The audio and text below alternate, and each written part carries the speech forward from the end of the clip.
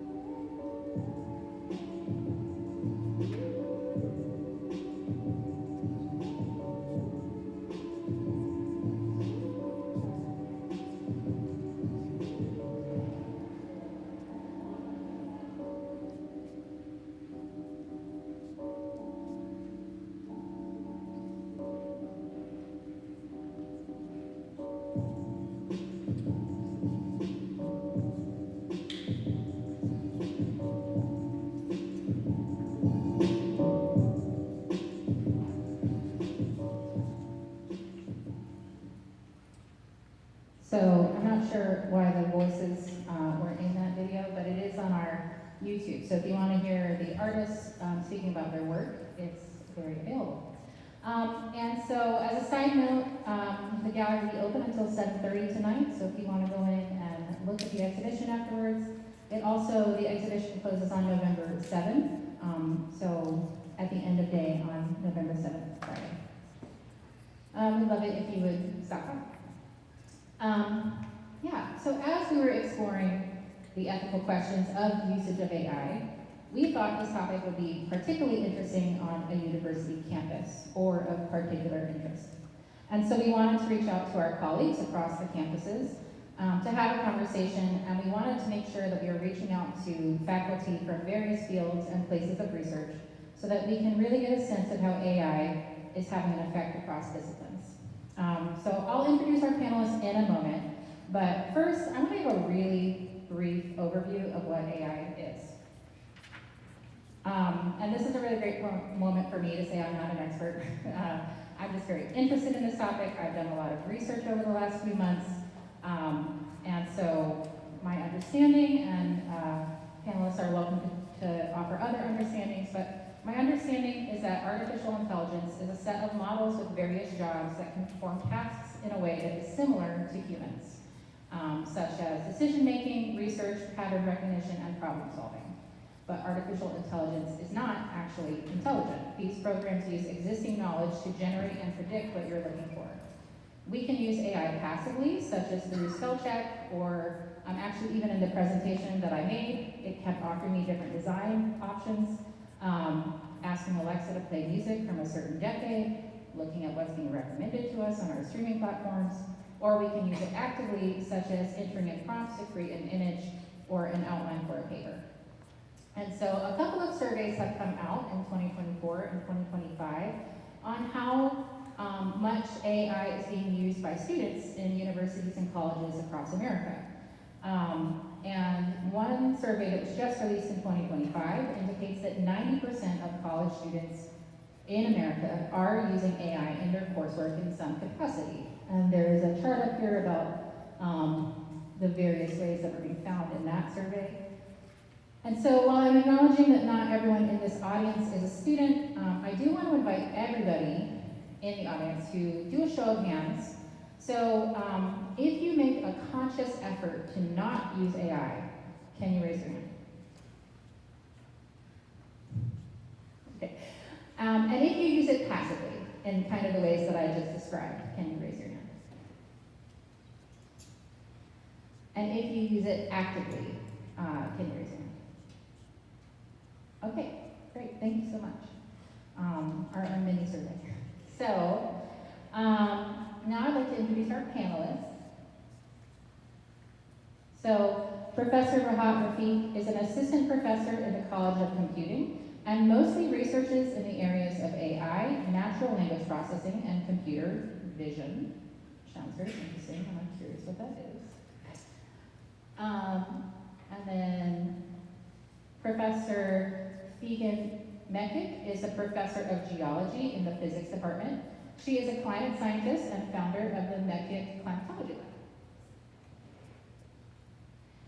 Professor Gwen Thompson is an illustrator, cartoonist, and designer, and is assistant professor of illustration in the Department of Visual and Media Arts. Her academic focus is historical women in illustration.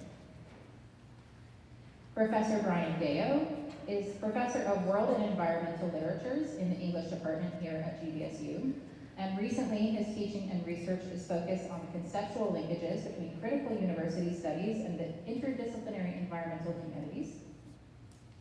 And Professor Andrew Spear teaches in the philosophy department. He works on the theory of knowledge, political epistemology, gaslighting, and more recently, connections of these things to social media and algorithms. And so one thing I would like to note is that our panelists tonight are approaching tonight's topic with their expertise, research, and knowledge from their fields, but just as a disclaimer, that everything that they have to say on tonight's panel is their own personal opinion. It does not represent the views of their department or of the Art Museum or of GVSU overall. And so kind of in the same way that we just did a temperature check with the audience, we're going to do somewhat of a temperature check with our panelists. So panelists, can we share very briefly 1 to 2 sentences if you use AI in your work/life, and if so, how, and if not, why not? And let's start with Rahat. All right, thank you, Jessica. All right, thank you, Jessica. Yes, I think it's a very difficult question to answer in 1 or 2 sentences, but just to be brief, I use AI extensively. I especially use almost, if I work 8 hours, probably 6 hours I'm actually interacting with AI, because that's what my work is and that's what my research is. And I'm going to work on the education part a little bit and how I actually use AI to teach my students. And I'm going to be very clear, this is my personal opinion. I have very strong opinions on stuff, but they're usually weakly held to change quickly. But kind of very strong. And they don't represent my college or my colleagues or the university. Right? So this is just my personal experience. So why I came to GVSU? I came to educate students to convey what I know and transfer whatever I know, whether subjective or objective, and send it to my students so that they can become better professionals and better humans. So most of my studies are on algorithms. Probably you are not, it doesn't apply to every field, but in my field, it's all about, there's nothing non-deterministic, there's nothing non-subjective, like it's all very objective results. You send an input and you get an output.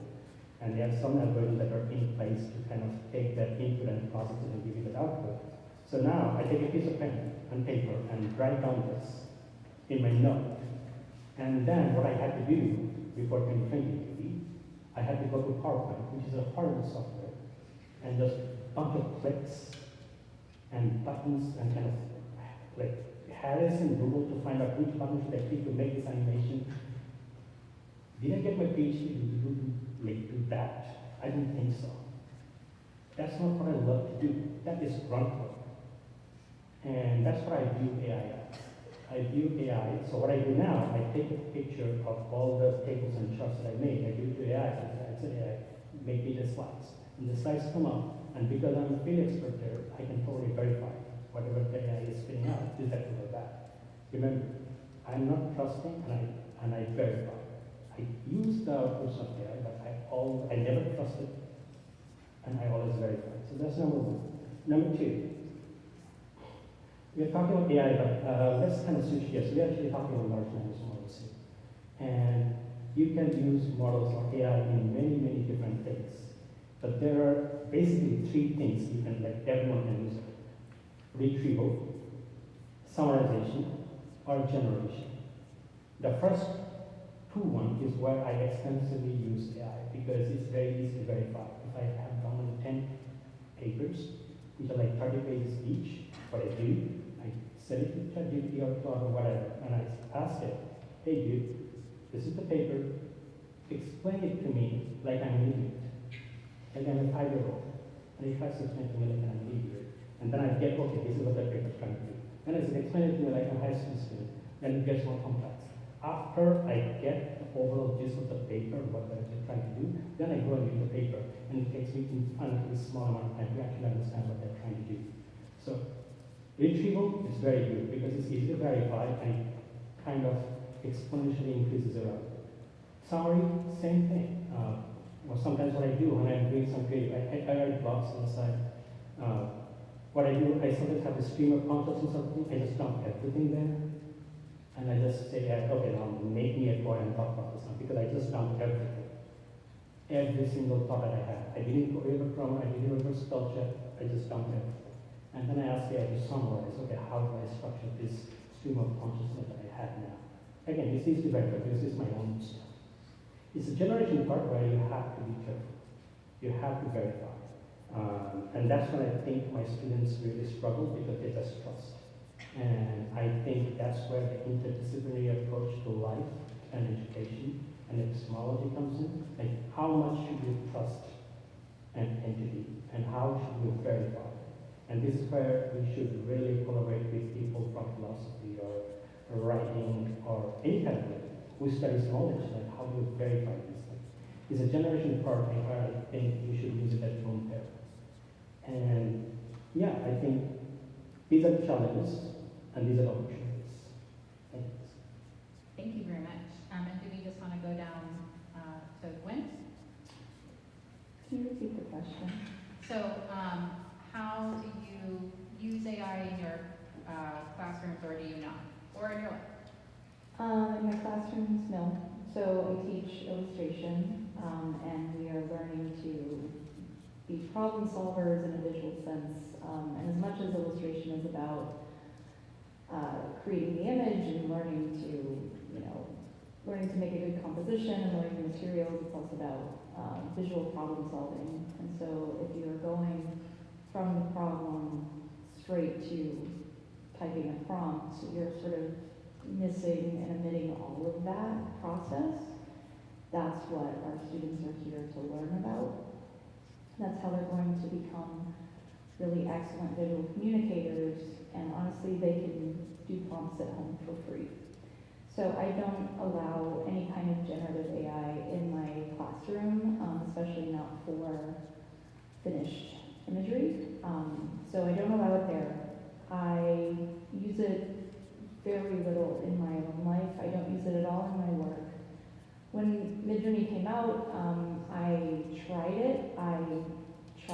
see if it could speed up my workflow or come up with new solutions or something like that, maybe things I hadn't thought of. And honestly, it gave me the most basic, straight up, easy solution.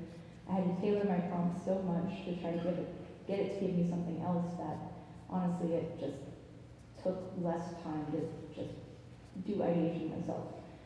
So I don't use it at all in my work. If I do, it's in very tiny ways, like using Photoshop's enlargement tool to upscale an image, or maybe ask it to write descriptions of an item for sale on my website.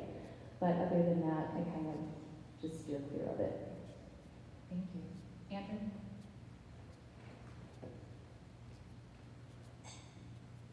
Okay, and are we doing the temperature check, or are we going right into? No. So, do you use AI in your coursework? Okay, 'cause my temperature's like cold, but maybe thawing. Okay. Yeah, but no, okay, so really focusing on the work, and not so much the impact on the discipline. That's next. Yeah, okay, perfect, all right. Do I use it? I use it a little bit. I use it sparingly. I use it when I can, like a kind of search engine. So I guess, retrieval, I probably do trust but verify. Retrieval, it can be pretty good for a first pass there. Again, as long as you do check to make sure what you're getting. I also use it, I like the so-called GPTs, where you can pin it to particular PDF documents. I usually do it with documents I know well, but need to search often. I'm not going to lie, university policy documents, I have some beautiful GPTs for navigating, Senate documents, personnel documents. If anybody's interested, okay, it's a small fee, I'll make that available. I'm looking around the faculty in the room. But I do use it very sparingly, and every time I use it in that way, I very consciously ask myself if I'm giving up something that might be important, if I'm taking a shortcut that I shouldn't take, that I wouldn't want someone to take, like a friend, a colleague, or a student in my own regard, right? If they were taking that shortcut, what would I think of it?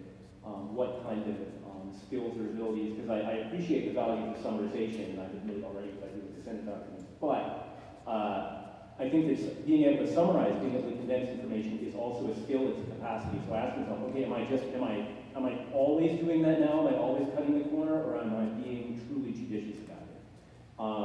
And I'd say that same approach carries over into the classroom. I teach philosophy. The whole point of philosophy is to think deeply, systematically, carefully, for a long time, for yourself. And so there's very little sort of direct or immediate application for AI in that area. You're almost always offloading in certain ways if you ask it to think through the problem for you. I've been trying to find, I don't think it's going anywhere, and so I've been looking for ways to integrate it into assignments that still stay true to actually helping students learn those very important, very challenging skills and knowledge content that philosophy has to offer. So I guess it's kind of my approach. Thank you. Keegan? Oh, hi. So I teach in the geology department, and I teach about geology and climate science. So, very far from the humanities, I guess. I use AI a lot, especially in my teaching, because I've learned that if my students and I learn to use AI, then we're all better off, rather than, this is my personal opinion, obviously, rather than just to say, you can't do it, because they're going to do it. And so maybe we can discover this together. So in the course that I'm teaching now, which is called Earth Surface Environments, we have 8 AI assignments, all right? So we start from what's your favorite generative AI, and we finally end at the 8th assignment is we calculate with AI, we make artwork with AI, we do this with AI, we do that with AI, and finally we sort of transcend that AI. Guess, this course has a lot of moving parts, right? Guess which part the students hate the most? Is it AI? It is. They hate the AI assignments, And I was thinking, why is that? And they're like, it feels so fake. I'm seeing some nods. It feels fake. I've also been advised to, and it worked out well, they have a group research project. They have teams. Every team has to have one generative AI as a team member. And that AI has to have a job in the team. And then they're going to evaluate the AI, and they're going to evaluate each of their team members. This is my way of making sure that they're using AI responsibly. Because I do see what Rahat is saying. It is a very nice summary tool. But they are not allowed to use AI to write their papers. And they've been pretty good about that. The reason for that is like, I like to write a lot of op-eds, as my colleagues know. Well, your words matter. I mean, your words matter. So if you're using AI to generate your words, then they get your words. Okay? So there's that. But what I'm trying to say is there are very positive uses of AI. There are not so positive uses of AI. As long as you're honest, like if you're allowed to use AI, use it. If you're not allowed to use it, don't use it. Editors will tell you that you're not allowed to use it. So I think it has a lot of wonderful, what should I say, benefits, but we do need guardrails, right? Because it can be abused. So that's I use it in my teaching. Thank you. Brian? Yeah. So I don't use AI. In my sort of ordinary sort of waking life when I am not working here at GVSU, working with students and colleagues. It's unavoidable. So if I do a Google search, we get an AI response. So in that sense, I guess I'm using AI, right? But not deliberately. In my courses, I don't use it at all. In fact, I am a minimalist in terms of my use of high technology in the classroom. I don't use Blackboard. If I do, it's very, very sparingly, just to send announcements and things like that. But most of what I do is working with a pen, pencil, paper. My students do the same. Thank you. So we have a few questions that the panel and I discussed for tonight's event. And one of the things, y'all know this, but we're not going to be able to tackle every concept or issue or idea behind AI. We've only got 1 hour, we're not going to be able to do it. But we really hope that tonight inspires y'all to keep having these conversations, do research, talk to your professors, your friends, your colleagues, and hopefully it sparks more conversations about this topic around campus. So our first question we agreed on, I feel like quite a lot of y'all answered, but maybe there are other things that came to mind. So, which was, what challenges or opportunities does AI pose to your field or classroom? And if you feel like you've already answered that, you are welcome to pass, but let's start with Andrew. We said field and classroom, yeah? Field Yeah. and or classroom, your choice. Yeah, no, philosophy's thrilled, right? We were asking questions about, the nature of knowledge, the relationship of intelligence to, the various criteria. What is thought? What is the nature of thought? What is the nature of intelligence? Could it be instantiated truly in material things, or does it have some intangible sort of component to it? Right? Those questions are very old philosophical questions, and AI, the existence of AI, doesn't so much answer those questions. It just makes them, I think, more present to more people. So AI is kind of doing a certain sort of publicity for philosophy. And I think that's true for questions of value and meaning and purpose as well. What is it to be human anyway? What about us is really not extendable? What don't I want to outsource to a machine? Those are questions that philosophy has always asked and engaged in all their complexity and ambiguity. And the AI is bringing that home, I think, to all of us right now. What is truly worth saving in the face of this? What elements then to bring into the education are really important to teach and to educate concerning if the AI is going to be out there and people are going to do that. What are the things they don't need to know? What are the things they do? And of course, the answer is philosophy. They're going to need to know philosophy. So, everybody.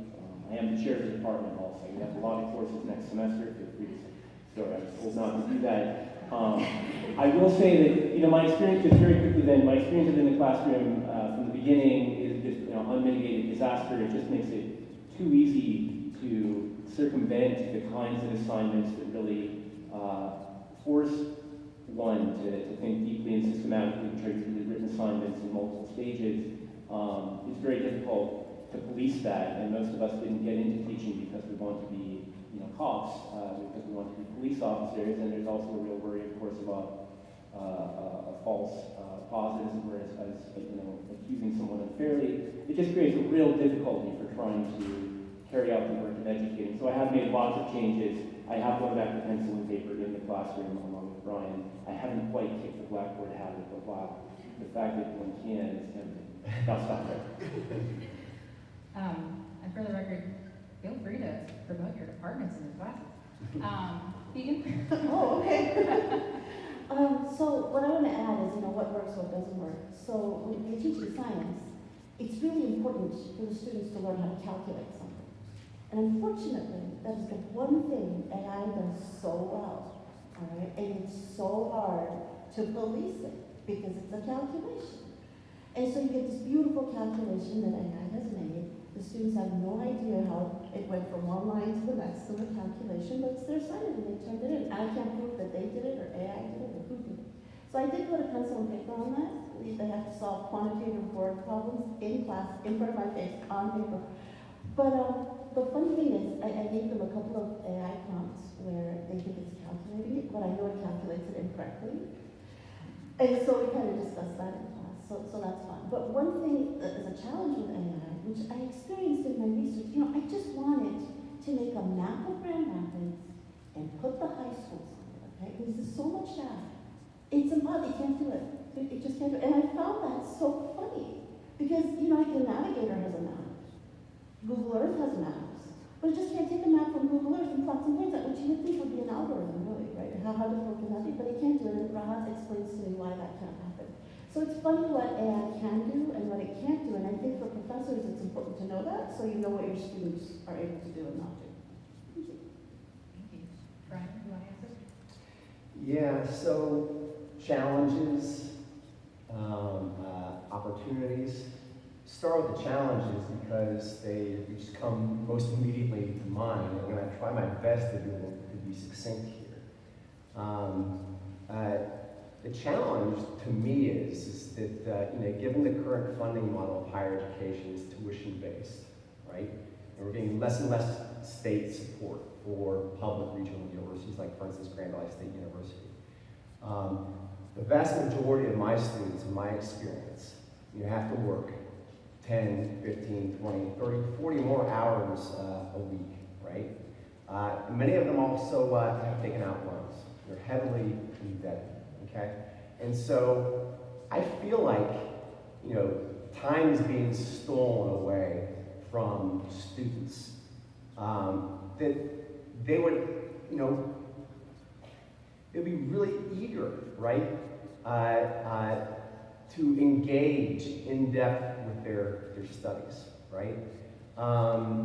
And as a consequence of a lack of time to be able to commit to the study of a particular discipline or an array of disciplines, I think the temptation is difficult to resist for a lot of students, right? To use AI in order to produce an essay for a class like the one that I teach. I teach English literature, so a lot of literary analyses, personal essays, a number of things like that, right? And my AI policy in the classroom is that if you turn in a paper that I suspect was generated by AI, we're going to have a conversation, right? And being somebody who studies language and culture, when I get a submission that is generated by AI, I know it, just instinctually, right? And so I had a lot of difficult conversations over the years, the past several years with students, right? My policy is that you come talk to me, we have a conversation. That's an opportunity to think critically about AI and also have a conversation about ethics And, you know, if they do it again, then, you know, I say you're at risk for potentially failing the course here, right? And so that takes a lot of time. It takes a lot of energy, and it's also heartbreaking as well, especially when you have students, because of structural inequalities in this country, who may not have access to, you know, sort of the best quality education. So I think the desire to be able to, and the impetus to use AI is especially large for some of those students. And it's disruptive. It's disruptive, you know, on a massive scale, and it detracts from the work that we, you know, are able to do together in the classroom. But the thing is, there are remedies to it, and so I've gone really low tech. We keep a commonplace book in all of my classes. Students do their assignments in the commonplace book, right? It you know, radically reduces, if not eliminates, the impetus to use AI. And also, we do a lot of this work in the classroom, right? And we do a lot of group work together, right? And so, let's just sort of, you know, sum up by saying that one of the things that I've discovered by going low tech in the classroom is that it obviates a lot of the difficulties and the challenges, you know, that are generated by AI, but also it creates a basis for community, right? And it also helps students to understand that there is genuine pleasure and enjoyment in thinking critically and in depth about really difficult, intractable, and important subjects. And moreover, I think there's great pleasure and enjoyment and solidarity and even joy to be had to be able to engage in collective thinking about the really critical issues like, for instance, AI, right? And the consequences of AI, socially, you know, educationally, environmentally, et cetera, in our society. Thank you very much. Rahat, would you like to answer the question? Yeah, thank you, Jessica. I think I kind of covered almost probably 80% in my first stint, but I do want to mention that there is like serious challenges in our field, especially because tech is very good at coding. We literally put our own jobs over here, and so the thing is, in our field, when you join a company, you are not really writing code. By coding, I mean like programming. You're not writing code from scratch. When I was in the industry, 98% of the time I was reading somebody else's code and figuring out what the hell did they think when they wrote that code. And some of them were probably from the 90s. And their thought process was different, the tech was different, their intelligence, like everything was different. And that code was probably touched by 15 other engineers. And now I was at 16. And I had to, if there's a feature of a bug that's causing a problem, I had to read all these people's code and all these like thought process and figure out what is the bug and then how to fix it. I think the challenge remains the same. Software engineers, they write code 2% of the time, and 98% of the time they're reading somebody else's code. Now, that 98% is going to be AI, so the skill set still remains that if you're going to be a good software engineer, you still have to be able to read code. Maybe it's written by AI, but read all those lines of millions of lines of code and figure out what is going wrong. If you just use AI to get your bachelor's, at that point you're going to be exposed and you're going to be weeded out. So reading code, not necessarily coding itself, is a huge skill set that I tend to preach, which is why I really allow AI in all of my courses. What I used to have in my bachelor's, back in 2020, I had this professor. We wrote a huge code, like probably thousands of lines of code, and we took it to her, and she would just sit there and just randomly delete 20 lines of it from wherever. And now she would say, you have 10 minutes, fix this shit. So you can see, sorry, sometimes, yeah. That's what she said. almost. So you can see how stressful the situation is, because if you just took or copied your friend's code, but you didn't know or didn't understand the mechanism of it, you just failed at it.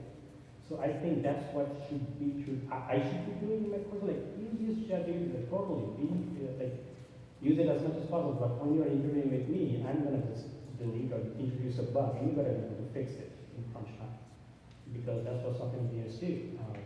So I think more in-person, interpersonal experiments and exams and evaluations is the way, like Brian said, is the way to kind of reinforce that AI is a helper, but you have to be able to understand what the guy is saying. Otherwise, you can be replaced, and you should be replaced. Gwen? Thank you.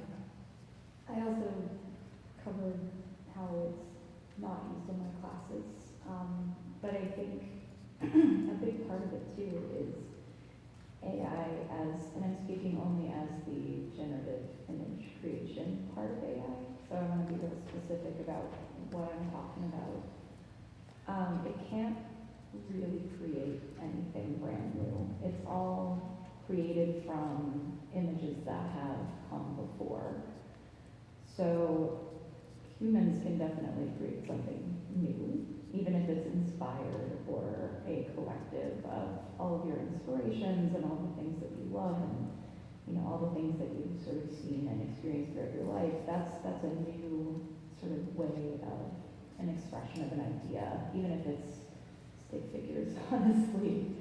But the big problem with that is, as well, like, it can't create something brand new. It can't create a new style. It can't really do anything that hasn't been done before. It doesn't understand these fundamental ideas of what makes an image successful or not. And it's built on images that are used without permission from the original artists and people who created them. That is deeply problematic. And that sort of feeds into the effect it's having on my field, which is illustration, which is client-based. It is a form of art that is commercial in some aspects, for sure. So using AI to, it feels a lot like when clip art or when stock imagery became a really big thing. People without a budget could use stock images, which were not unique, and they could be used more than once, and they could show up in multiple places. And now instead of using that, people are using AI. And I think that it definitely has that view of being a cheaper product or being, you know, something that doesn't have the care or attention or value attached to it in some respects as well. And so I see that having a huge impact right now in a lot of aspects of illustration, but in some respects it's making people value what a human creates even more. People want to support other people. They don't want to be, you know, duped even. That's kind of how it feels, I think, by an image that was created by no one. And so I think that I've seen a big rise in my classroom of students who are using traditional materials versus digital. I myself am a digital artist. Probably 95% of the work I make is digital, using Procreate, using Adobe Illustrator, and Photoshop. But even I have wanted to try to paint. I've tried to get into gouache again or printmaking, just because it's something that I can control and it has that inherent value of being created by a human. And I think that that is something that is going to be more valued, even as sort of the explosion of AI imagery happens. It's just going to become kind of this, it feels like slop to me, to be perfectly frank. And I think that the human created value of art is, you know, still going to remain even after this bubble pops, which I think it will. Sorry, I'm the rain cloud, so. Thank you very much. So again, for our next question, I'm I think several of you were answering this as well, but our next question we discussed was mitigation strategies for the impact of AI, and this was kind of your choice, so whether it was in your classroom or personally or environmentally. Oh, sorry, Vegan, would you? Oh, okay. Sorry. All right, so mitigation strategies. So AI has huge environmental impacts that are negative. I think many people are aware of that. But AI also has huge environmental benefits as well. And that's something that I'm learning recently because, I'm a climate scientist. AI creates a lot of greenhouse gases, okay, and it affects climate change, and I've always seen it as a negative thing. But the thing is, what AI can do, like I said, is calculate. And by calculating, it can optimize. And when it optimizes, then you can actually create systems where you're using less energy. All right, for example, precision farming. I just learned about this the other day. AI is great at that. You use less water, you use less land, you optimize the soil. I mean, yeah, humans can't do that. They can come up with the idea and put the prompt together. I agree with them. The ingenuity comes from people. But the actual calculation of it is fast and it's correct. And so in those ways, yeah, AI is actually quite valuable. And also, I was just reading about it before I came here. So the big deal is to cool the data centers, right? And so you have to use water for that. But if you could use the same water over and over again, if you could just refrigerate it and not have to get new water, then you're conserving water. Now to refrigerate it, if you can make it so that you're using solar panels instead of fossil fuels, now you're not adding carbon to the atmosphere. So my point is, it's new, and because it's new, it has its challenges and it has environmental negative effects. But again, human ingenuity is at the helm, right? We're going to find ways to make those problems go away. And I found out that eating a hamburger is much worse for climate change than using generative AI. Just saying. Thank you very much. Brian? So I think I touched on that in maybe too elaborate detail. But I'll just say that for me, what I've discovered over the years is that low tech is working for me, and I'm not going low tech just as a mitigation strategy, right? It's just that given what I teach, which is the study of literature and culture, I feel like I don't need AI in the classroom. I feel like students don't need AI in the classroom. Just going with pencil, pen, paper. I think that what I'm discovering is that I can stick to sort of the pedagogies that I am accustomed to teaching. And I've also, again, just to reiterate what I said earlier, I think one of my students, Brandon, is in the room. He spoke to me the other day. We've been engaging in the practice of keeping what's called a commonplace book. It's a 19th century practice, and it's basically like keeping a journal, right? And I asked students in the past couple of years to do their commonplace book digitally on a Google Doc, right? And I decided, my gut just told me, just like try to go as low tech as possible, see what happens. And Brand just came up to me the other day. He says, you know what? Like the practice of keeping a commonplace book, I really like it. I prefer it to keep it in a Google Doc. It's just the tactile sense of writing, right?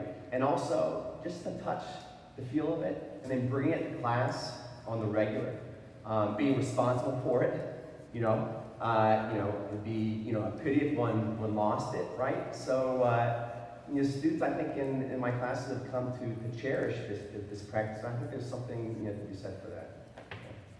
Thank you very much. Rahat, any mitigation strategy advice? Yes, I have a key point for that. So there are key challenges for that I believe that are kind of problematic. The first one is reproducibility. Sometimes when I ask AI to do something, yes, it does, and I come back 15 years later, spits out something totally different. So I think a good mitigation plan is to just do how you do accounting, right? Make sure to have a very good work log and prompt log of what did you ask, what did you say back, what did you keep, what did you change, and why did you change it?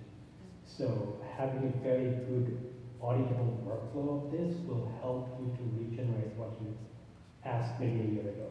So that will make you responsible use. That's number one. Number two, trust, right? So I can tell you what I do. It's totally up to you what you can do or in your field or whatever. But I use AI pretty actively in my research. So suppose I have a research idea, I have an idea like where to go and do it or anything. I give AI a prompt, ChatGPT, I use ChatGPT. So give me a prompt, ChatGPT gives me a bunch of whatever it generates. I take this and I look at every single time it makes a claim or a statement. Every single time I see a sentence as a claim or statement, I copy that line. And I don't go to Google because Google is BS these days. So I actually go to, even Reddit is better than Google these days, but I actually go to Google Scholar. So I paste that claim or statement on Google Scholar, I click on it, and I see actual people who did research in that particular, or made paper or anything. Then I read those papers and see if the claim is true or not. I suggest you should do the same every time that really gives you a claim or a statement. You don't have a reference for that.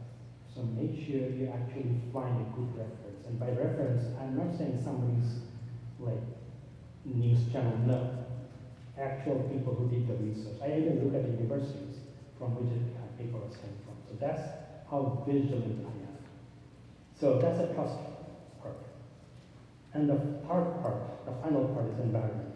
I love vegan. Every time I hear vegan, I learn something new. So yeah, thank you so much for all the nuggets of information. I loved it. I love you. So, and this is a very interesting part. I have some very strong opinions, but they are not politically correct. So I'm not going to say it here. They'll get cancelled. But I'm going to catch up on Andrew's point about suppose you have 3 PDFs that you frequently access. I wouldn't actually use ChatGPT for that. It's like fixing your kitchen with Thor's hammer. It doesn't make sense. What I would do is take one of Mistral's 7 billion models that doesn't need internet. You can totally house me in network. I can just use it and give it the 3 PDF and give it the answer. I will never, it's privacy aware. It doesn't need internet. You can even run on your phone, and you're actually, like you can say, being optimized and being efficient because you only need 3 PDFs. Why are you using Thor's hammer for that? It's just you being very environmentally responsible. Building, like buying a Jeep, and you're only going to grocery, and that doesn't make sense. But still, you do it. Right. That's the culture here. Yeah, thank you. Great, thank you so much. Gwen? Yeah, contrary to maybe what I've talked about so far, I'm not completely opposed to all forms of AI. I think it can be really, really helpful, even wonderful, when it is supporting human endeavor, or used responsibly, we'll say. And I think responsibly is just understanding the effect that it has on your own cognitive abilities as well, but also understanding that it can do really great things if it's implemented in a correct way. And by correct, I mean not in a sort of top-down model that threatens people's livelihoods or devalues human contribution. I think it can be really great research has shown that if it's implemented in a more bottom-up way, so like with smaller groups of people who are sort of working towards one goal, in a less like Google AI dependent way, we'll say, similar to what you were just talking about with like running the thing on your phone even, that can do really amazing things. And things I've been reading about that AI can do, like detecting landmines thousands of leaves and spot one that is off, and that's where the landmine is. And that's incredible. That's not something that a human can do. That helps save lives. That has 100% efficacy. Incredible. Should it replace an entire workforce because it's going to be better for the bottom line of that company? No, I don't believe that it should. So on a larger scale, I think implementing from the bottom up or using it in a really sort of specifically targeted manner, it can be wonderful. But when it's not, I think that it becomes a tool that can be very destructive. And personally, I think, with each of us, we have to sort of understand what it does to our own abilities of reasoning and cognitive, cognition, basically. So I have notes on my phone, that's why I'm looking, so I don't forget these things. I just read a study that came out of Texas A&M. So when people rely on generative AI to do their thinking for them, reasoning and cognition collapse. They found that reasoning fell by 23%, long context memory fell by 30%, and there were huge spikes in narcissism and psychopathy when they were given personality tests. That's really terrifying. And we've heard about people committing suicide based on conversations they had with ChatGPT, having psychotic breaks. I mean, these are not things caused by ChatGPT, but they are maybe mitigated or made worse by that experience without those guardrails in place to ensure that those things don't happen. So, you can't tell people not to use it because the genie's out of the bottle. It's not going back in, but we as individuals can strive to be educated about the good parts along with the bad and really try to exercise personal responsibility for how it is utilized in our own lives and how it affects ourselves. Thank you very much. And so for the sake of time, I'm going to merge the last two questions.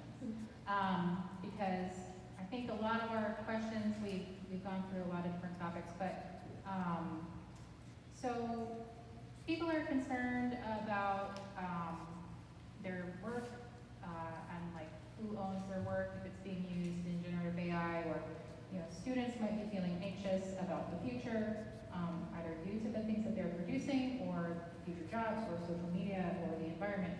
And so what kind of advice do we have for the students here in this audience about, hopefully hopeful advice, maybe, hopefully, about,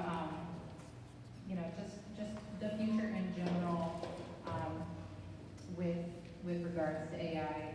Yeah. And let's start with Quinn. Run to the forest. No. So in terms of copyright protections or having their work used without your permission, that's definitely something that's very important in my field because that's really all we have is our intellectual property and the work that we create. That's everything. And so in the past, a big guardrail or safety measure to protect creative work has been copyright. So in the United States, as soon as you create something, it is copyrighted to you. You own it. But if you wanted to have legal protection in the courts and be able to sue for damages and get financial compensation for that theft, you have to register at the Copyright Office. So currently, the Copyright Office only allows things created by people to be copyrighted. It has to have significant human input, even if it uses generative AI in some sense. And they're still sort of working on this. They just released the second part of their three-part sort of findings of their AI copyright report thing. I don't know what it's called. But it just came out. And so it still stands, but that's a very tenuous sort of guardrail that if that changes, it's going to be pretty disastrous. Because right now, if your work has been scraped or it has been utilized in Midjourney or in any of these kind of OpenAI models, there are currently like 16 different lawsuits that are in place going through the courts. Some with like hundreds of plaintiffs, some with thousands. That only does so much, and it can take years to see any kind of recompense for that theft. And so definitely we have to have more of a, not a reactionary model to protecting people's intellectual property and using it without their permission. And so what we can do, we can put pressure on lawmakers to discontinue AI models from using copyrighted materials.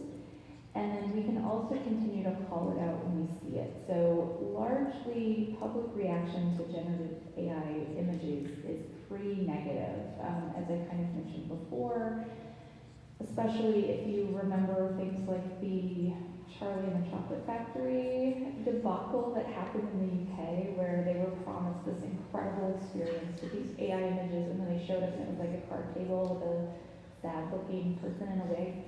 And like 2 lollipops or something. That's kind of the view that the public has largely about sort of these images that AI can promise but not deliver on.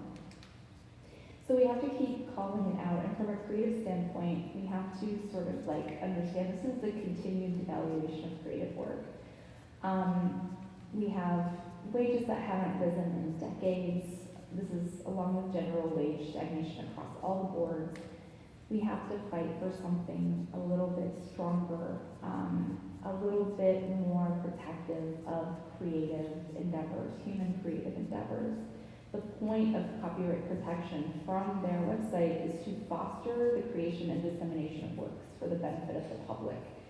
And if we cannot have ownership of our work, even to the point that our names are being used to generate imagery from our labor and hard work, then we no longer have the incentive to create new work.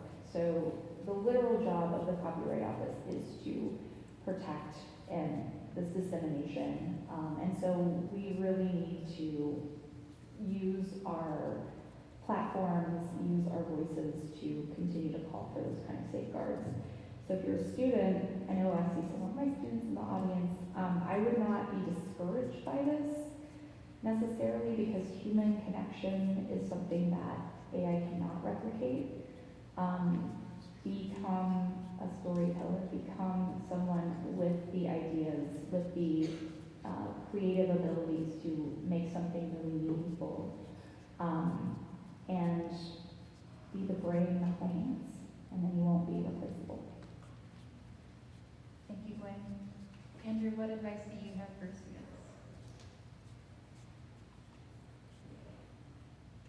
Okay, so I guess I mean, of the 2 questions then, right, there's sort of the ownership of work question, which I think is a little bit different than the question of like what's the best advice.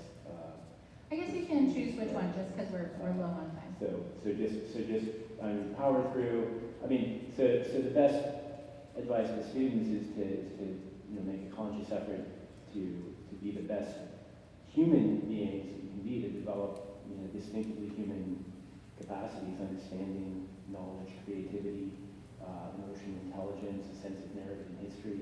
All the things, by the way, that your courses here at GVSU, especially your general education courses under shout out to philosophy, can teach you. But in all seriousness, those things, those capacities, I think every panelist here from different disciplines has said, the ability to make distinctions for yourself, to think for yourself, to verify and know what it means to verify for yourself. Those things are not going to be outsourced, and you're not going to want to outsource them. So, I mean, that would be, the main sort of advice I would give, is to double down on being human in that broad classical sense that liberal education has always tried to instill.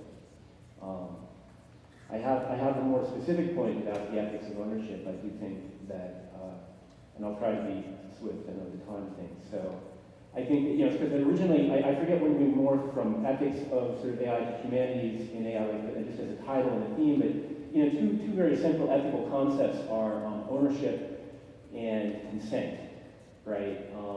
And both of those things are kind of thrown into limbo by the swiftly developing technological world we've lived in for the last 20 or 25 years.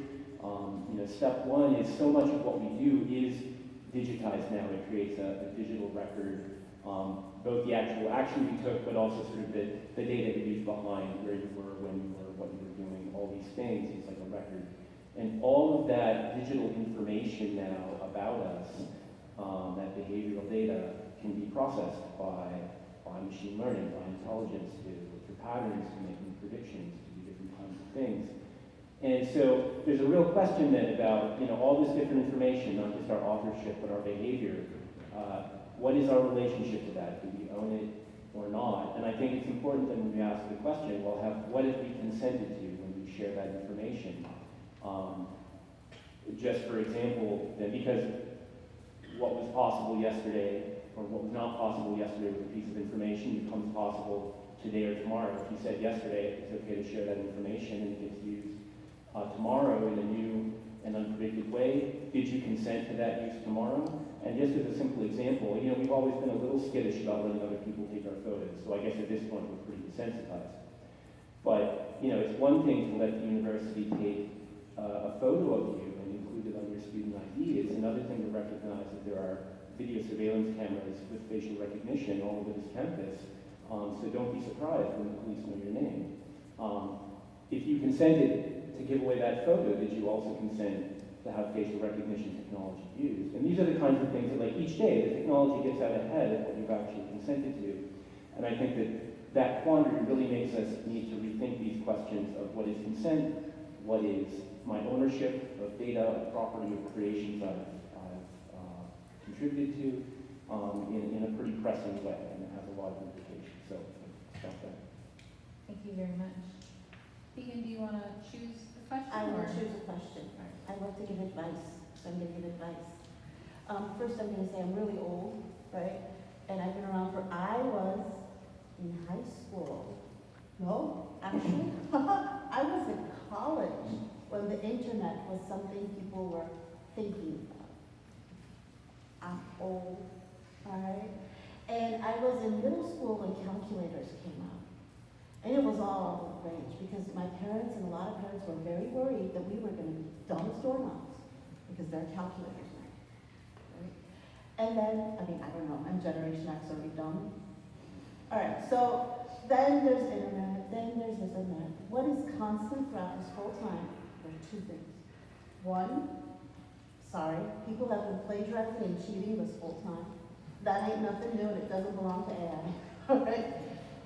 But two, human ingenuity is what has made any progress happen throughout that whole time.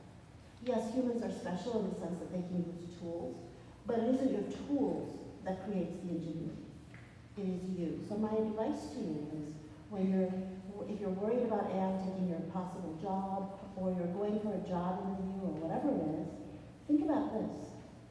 What does the employer want from me that they can't get out of AI? Because I promise you, the employer is using AI. All right? So what can I bring to the table that AI can't? And you know what that is? It's your ability to think critically. It's your ability to think resourcefully. It's your ability to calculate things. It's your ability to draw things and write things. It's your ability. The key word there is ability. It's your skill. Develop your skills and there will be no stopping you. That's my advice. Thank you, Keegan.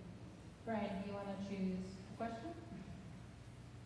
Yeah, I'll just sort of piggyback on top of what Keegan said. I know we're running out of time here, but my short answer to the question is read a book. Read a novel. Read some poetry. Put your screens away for a little bit. And also think about engaging with art as a way, sort of for further sort of engagement, deeply sort of visceral, embodied, and emotional and imaginative engagement with other human beings, and also, this glorious world that we have, the privilege of inhabiting for a short, uncertain period of time. That's it. Thank you so much. Rahat? Thank you. I'm gonna answer the jobs thing because I totally agree with whatever was said for the copyright, so I'm not going to reinforce what was going to say. So job thing. So let me tell you, never trust the Silicon Valley bros.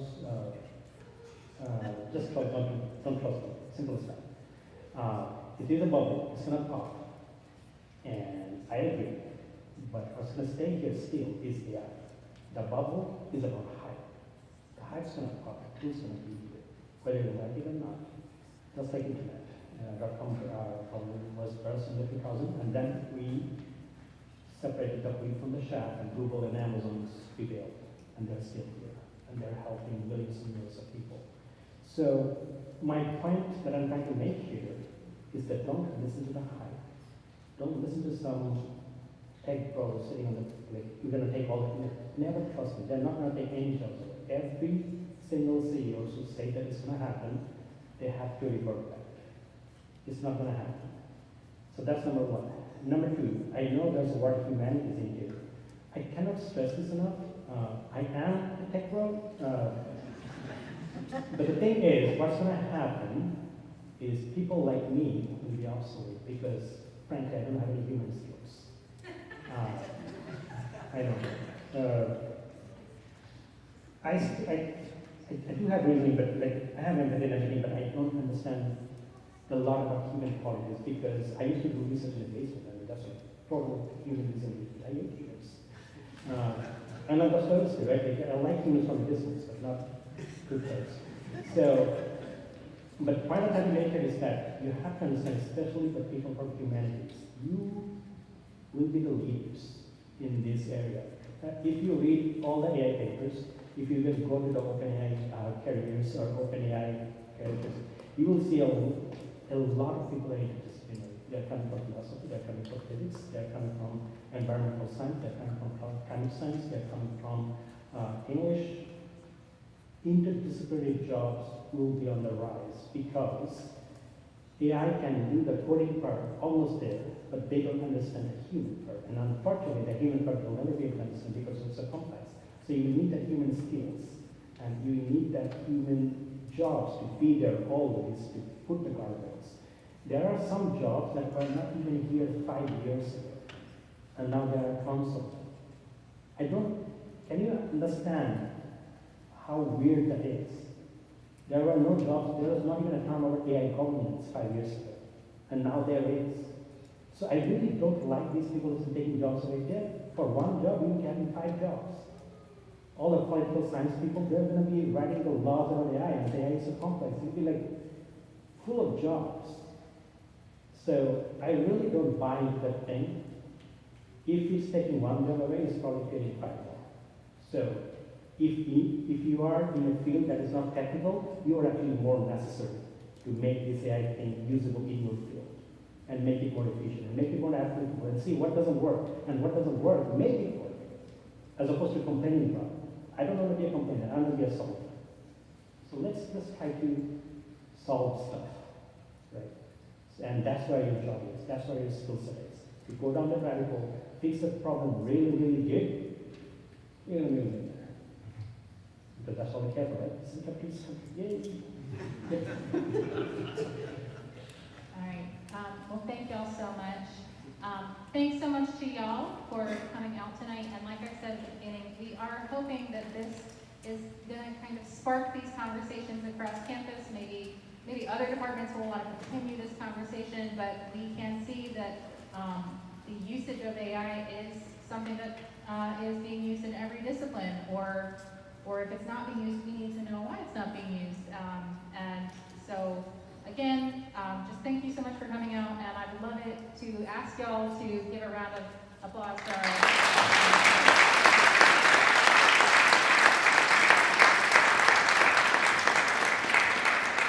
So please engage with your professors, your friends, your colleagues on this topic, and keep doing your own research. And if you would like to, the gallery is open until 7:30. So thanks so much.